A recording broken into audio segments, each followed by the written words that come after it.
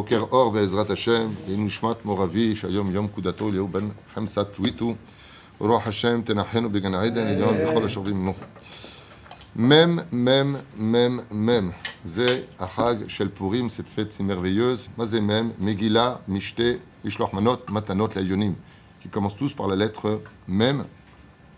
On nous apprend que Bémet Purim est capable de rendre pur le peuple d'Israël, car Baïm Sea, comme c'est 40 CA, cette mesure que nous avons pour le mikvé, chaque fois que nous arrivons à Purim, nous rentrons dans une dimension tellement élevée que Purim est capable de purifier tout le Ham Israël. Et c'est pour cela qu'il faut faire attention, pour ce jour aussi saint, d'écouter ce que dit la halakha comme mode d'emploi. C'est pour ça qu'on a l'habitude, minag, de déguiser les enfants. On déguise les enfants. Aval, on ne peut pas habiller un garçon en fille dans la Torah, c'est assourd. Le tilblach kli gever, le tilblach kli isha.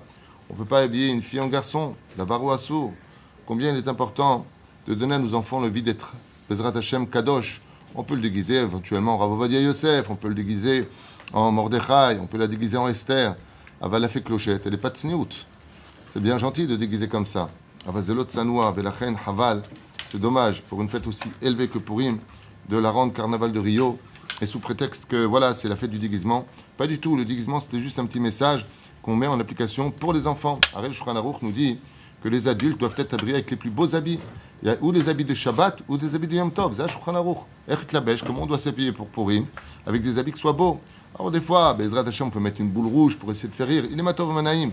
Aval, de façon principale, il est très important de donner à cette fête, mamash, toute sa dimension, respectant la halachot. Par exemple, posez la question hier, est-ce que j'ai le droit de me teindre les cheveux pour Purim, en vert, en rose? Alpi halakha, c'est assour. Un homme n'a pas le droit de se teindre les cheveux. Il dit, ouais, mais c'est pas Barkayama, ça va pas rester, Nimatov. Ni tu mets des chaussures de femme, ni tu t'habilles comme une femme, ni un homme s'habille, une femme s'habille comme un homme. En Charlie Chaplin, par exemple, avec les moustaches, à Davar ou Issour de Oraïta, c'est un interdit de la Torah. Ce qui fait que tu viens dans une fête aussi élevée que ça, et sous prétexte que toi ça te fait rire ou que tu as envie de faire rire, alors tu vas entraver des lois. Imaginez un petit peu à quoi ça ressemble. C'est comme si que quelqu'un veut faire de la tzedaka, il voit que vous avez de l'argent dans votre porte-monnaie, il vous prend votre argent. Et tu dis, oh ça va, c'est pas grave, ton argent, je l'ai pas pris pour moi, c'était pour le donner à un pauvre. Qu'est-ce que vous lui dites? Prends de tes poches, prends pas des miennes. Ainsi le Créateur du monde, les fêtes sont à lui, la Torah est à lui, on ne peut pas servir comme nous on veut pour donner ce que l'on veut. Il faut vraiment respecter ces dimensions très importantes de l'étude de la Torah et Bezrat Hashem faire une fête qui est date Moshe Israël. C'est pour ça que vous avez l'obligation le soir et le matin, hommes comme femmes, Bezrat Hashem, ainsi qu'enfants, d'écouter la Megillat Esther.